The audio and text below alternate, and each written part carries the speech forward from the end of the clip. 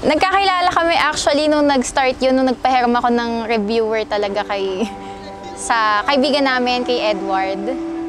Then, dahil po dun sa aming isang katrabaho na kaibigan niya, then nagkita po kami doon sa malapit na school na pinagtuturuan ko po. Then, gumala po kami sa unang simbahan na napuntahan namin, which is yung Caloruega Church. Nag-post siya ng sa Facebook nung pictures namin. Then nakita niya ako. Sa Facebook lang talaga.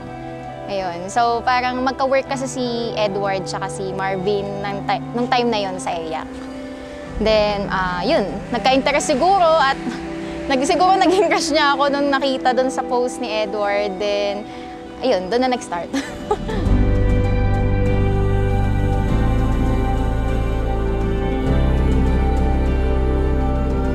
Okay, so since before, hindi pa naman pandemic, so madalas po kami magkita, siyempre mag-usap through Messenger. So, in that way po, in that situation, mas nakikilala ko po siya.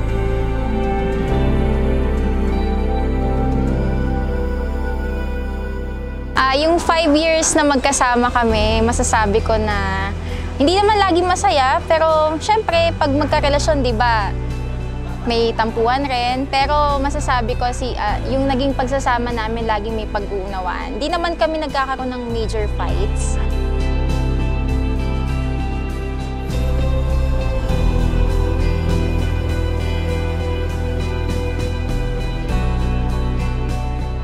Pero si Marvin kasi yung tipo ng tao na mas makikita mo sa action yung yung pagmamahal.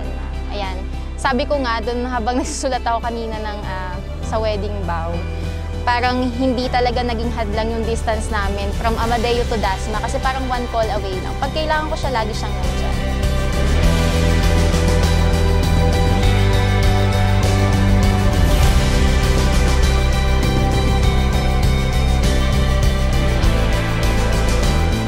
Then, unang-unang pagkikita pa lang po namin, so nagsabi na po siya agad ng tungkol sa kanya, gusto niya, ayaw niya. So doon ko po siya mas nakilala talaga nung yung una naming pagkikita. Then nakilala niya na lang po ako. So nito lang habang papalapit na yung kasal namin. Then alam kong mas makikilala niya pa ako kapag magkasama na kami. Ang pagmamahal, palagi niyong tatandaan. Hindi lamang na may bahay at lupa, may sasakyan, may trabaho, hindi. Kundi ang tunay na pagmamahal, kung anong klaseng ugali meron si Julina at kung anong klaseng ugali meron si Marvin, mamahalin nyo ang isa't isa.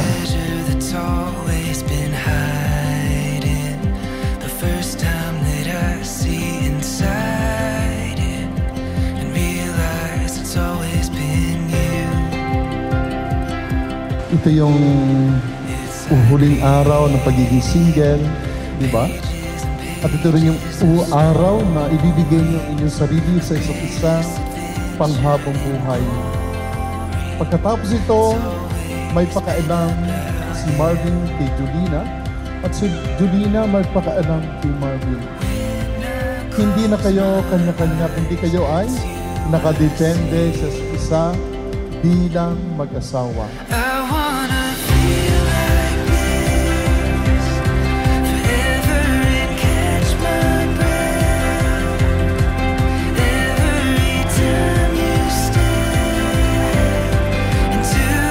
Una sa lahat, gusto ko magpasalamat kasi dumating na yung araw na to sa ating dalawa na matagal nating hinintay, di ba? 5 taon din. So, nung time na yon, pinagpipray kita, ganyan. Kasi nga, parang sabi ko nga, Lord, bigyan mo naman ako ng tamang tao na para sa akin.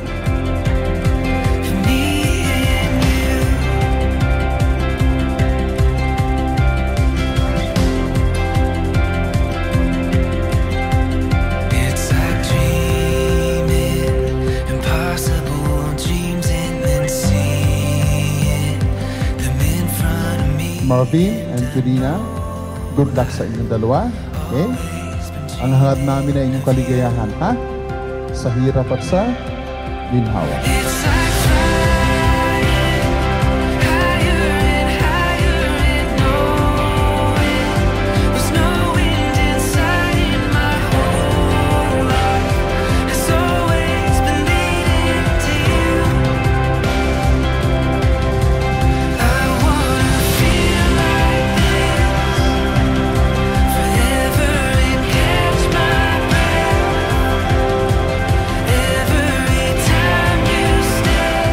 Sana po, Lord, yung next yung ibibigay sa akin, yung magiging asawa ko na. And finally, nangyari nga siya ngayon. Tare, di ba? Naalala ko yung unang chat mo sa akin. Tinatanong mo yung birthday ko, tapos ang birthday natin parehas, July 7, July 8. Tapos Marvin and Jolina pa tayo. So parang love team talaga. Pero ang nakakatuwa, tinuloy talaga natin. Yun ang laging bansag sa atin eh. Love team tayo kahit sino. Di ba nga kahit si Father, sinabi niya na tinadhana talaga tayo sa isa't isa.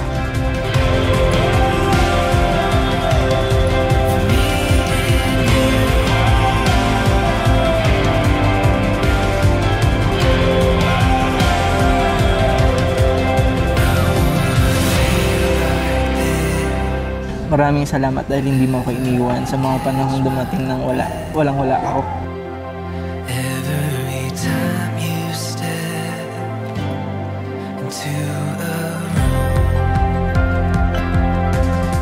Andiyan yung mga ninong at ninang natin na mag-guide sa atin, mga magulang natin. Napakagagaling ng mga ninong at ninang natin. Hindi lang sa trabaho kasi karamihan teachers, pero life advices. Pwede nating lapitan. Ang dami nating mag-asawa ng mga ninong at ninang na napakatibay ng relasyon. Sana tularan natin. Yun lang, mahal na mahal kita.